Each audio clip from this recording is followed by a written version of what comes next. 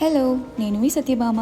ఈరోజైతే మీకు ఒక హై ప్రోటీన్ ఫుడ్ కోసం తీసుకొచ్చా. సో ఫస్ట్ అయితే నేను సోయా తీసుకుంటున్నాను. ఇది చాలా హై ప్రోటీన్ మాట. ఎవ్రీ వెజిటేరియన్స్కి ఇది ఒక నాన్ వెజ్ ఫుడ్ కింద కన్సిడర్ చేస్తాను నేనైతే. అందరూ అలాగే చేస్తారని నేను అనుకుంటున్నాను, నాకు తెలీదు.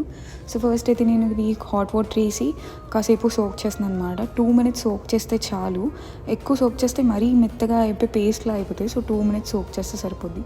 సో నేను దీంతో పాటు క్యారెట్, ఆనియన్, మిర్చి కోసుకున్నాను. చిన్న స్పూన్ ఆఫ్ ఆయిల్ వేసి 1 spoon ఆఫ్ గీ యూస్ చేస్తాను అనమాట. సో స్టవ్ వెలిగించి ప్యాన్ పెట్టుకోవాలి. మాది హాస్టల్ కాబట్టి నేను పైన రూమ్లోనే వేసుకుని వచ్చేస్తాను. అన్నీ ఎవరు మోస్తారని చెప్పి అలా సర్వ్ చేసుకుని వచ్చేస్తాను అనమాట. ఇక్కడికి వచ్చి హీట్ చేసుకుంటాను. సో గీ అంతా కరిగిపోయాక మెయిన్ ఇంగ్రీడియంట్ ఇందులో ఏంటంటే జీరా అనేది ప్రతి దానిలోకి యాడ్ చేసుకోవాలి. ఎందుకంటే జీరా అనేది డైజెషన్ అవ్వడానికి వేస్తారు ఫుడ్లో. సో నేను కొంచెం ఎక్కువ వేస్తాను. యాడ్ చేశాక నేను ఆనియన్స్, మిర్చి కూడా వేసి బాగా ఫ్రై చేసుకుంటున్నాను. ఆనియన్స్ కొంచెం ఎల్లో కలర్లోకి వచ్చాక క్యారెట్స్ వేసుకుంటున్నాను అనమాట. క్యారెట్స్ వేసుకొని దాన్ని కూడా కొంచెం మరీ డీప్గా ఫ్రై చేయకూడదు. క్యారెట్ అనేది ఫైబర్ కదా, కొంచెం గట్టిగా ఉంటేనే బాగుంటుంది. సో సోయా ఏంటంటే వాటరీగా ఉంటుంది కదా, వాటర్ అంతా గట్టిగా పిండేసి సోయా కూడా వేసి బాగా ఫ్రై చేసుకుందన్నమాట. అది కొంచెం ఫ్రై అంటే వాటర్ అంతా పోవాలి. అది మీకు నొక్కితే తెలుస్తుంది అది వాటర్ పోతుందో లేదో అనేది. చూసిన తర్వాత 1 spoon సాల్ట్ వేసుకోవాలి కంప్లీట్.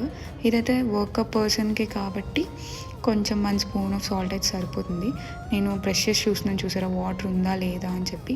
ఆ వాటర్ అంతా పోయే వరకు కూడా మనం కారం వేసుకోకూడదు. కారం వేస్తే బేగా అడుగు పట్టేస్తుంది.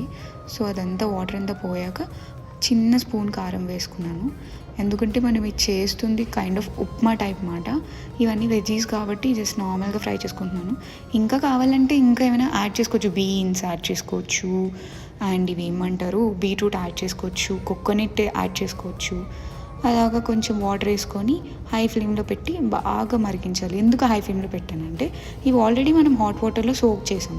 సో మళ్ళీ సోక్ చేస్తే పేస్ట్లా అయిపోతాయని. సో అది కొంచెం బాయిల్ అయ్యాక ఒక చిన్న కప్తో సూజీ రవ్వ వేసుకొని బాగా మిక్స్ చేసుకోవాలి. అలా మిక్స్ చేసుకుంటూనే ఉండాలి, వదిలేకూడదు దాన్ని, లేదంటే ఉండలు కట్టేస్తుంది అన్నమాట.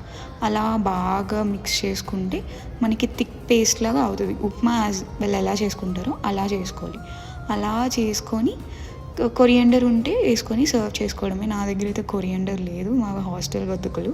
సో అందుకే కొంచెం ప్రోటీన్ కోసం ఇలాంటి ఫుడ్ తింటామన్నమాట. ఈ వీడియో కనుక నచ్చితే లైక్ చేయండి. See you in the next video. Bye.